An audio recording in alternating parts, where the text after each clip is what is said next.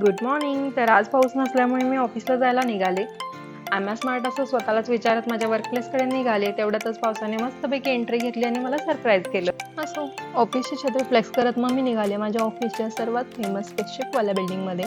I don't know Y, but मला आज इथं बसू वाटलं.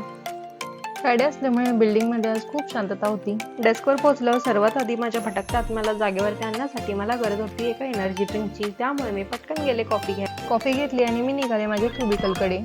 पटकन मला माझं काम संपवायचं होतं, कारण की पुन्हा पाऊस यायच्या आधी मला घरी पोहोचायचं होतं.